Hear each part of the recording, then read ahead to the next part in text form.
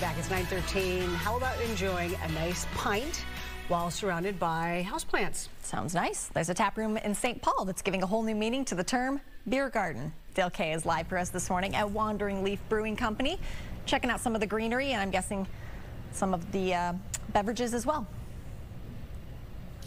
Well, Shane, there may be a little beverage later, maybe. Sure. But it's so refreshing to find a brewery that also has a beautiful decor of plants as well. And there are, let me tell you, there are a lot of plants at Wandering Leaf Brewery. As you mentioned, we're right here in St. Paul. Joining us this morning is a plant nerd, a self-confessed plant nerd, just like myself, Matt Holton, owner here, or one of the owners here. Yeah. So how did you become a plant nerd? I started out by getting a horticulture degree at the University of Minnesota. I started as an environmental science student, but then I had an advisor tell me, hey, you might want to look at this. And it started with a plant propagation course where I learned how to root new things and just kind of take like just a simple leaf and then turn it into a whole new plant. So you got one of those right here for your thesis, yeah, right? Yeah, so for my senior thesis, I had to produce 20 to 25 different species of plants in retail sale condition on graduation day. We had industry professionals come out and grade us, and one of those plants for me was this coleus, and still alive and kicking. Still alive and kicking. That is 12 years later. My mother had I gave my mother one of these cuttings, and she has kept it alive until now, and now we have one of these cuttings living here in the brewery. And a lot of your mum's plants, spider plants in here as well. Yeah. Now, of course, the Minnesota brewery scene is on fire right now. Lots and lots of breweries. You have to have not only good beer, but an inviting space. Why Wandering Leaf and why the plants? Yeah, I really wanted to bring a lot of warmth and kind of depth to the Minnesota craft brewer scene, where I love beer in general, and I love going to all these cool, interesting breweries, but they often feel a little cold and sterile, and I wanted to bring plants into it because they just feel alive and welcoming and comfortable. So we wanted to design a space that was kind of an expression of who we are. And with all these plants, some of these cuttings are your mum's originals. Yeah.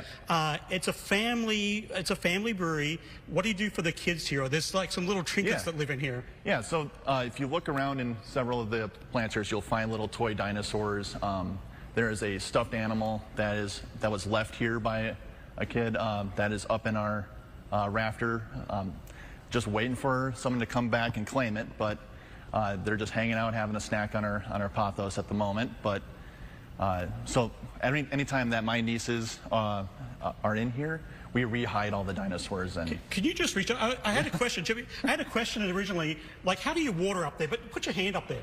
Yeah. See, Matt is so tall. He can, like, for me, I'd have to like jump up there to kind of water those plants. Okay, so we got the beer, of course, and we've got terrariums as well. Erica, who's across the way here, she's been pouring beers. She does terrarium classes as well, so the plant theme kind of continues, right? Yeah. My friend Jessica and I, we started doing the terrarium classes this summer, and we've done probably 5 so far, and we'll start them up again in April, depending on the weather, because we get a lot of our materials from the forest. So you're like the forager? Yeah, we'll dig up moss. That's most of the stuff that we get outside, and then some native plants as well, like orchids. And classes do fill up quite quickly, so when they start them in April, always the best idea to kind of check online. We got a couple of examples here of some of the terrariums. What do you like most about terrariums? Actually, what do you like most about brewing beer first? Let's go back to beer.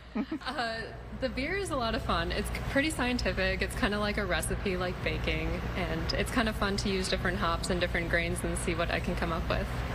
And so what's your favorite beer right now? Well, it hasn't been released yet, but it's releasing on Thursday. It's my birthday beer. It's called Barbarian. It's kind of a Barbie beer. It's using pink hops and anchovy hops, which sounds gross, but they're like watermelon. So that's pretty exciting. And you said it was your birthday on It'll be my birthday on Friday, but we're releasing the beer on Thursday. Oh, so sweet. Happy birthday. And you also have an Australian beer here, right? Tell me about that. So we used Australian hops. It's a hazy. It has Galaxy and Vic Secret hops. It kind of has like a grapefruit pithiness to it. It's super good.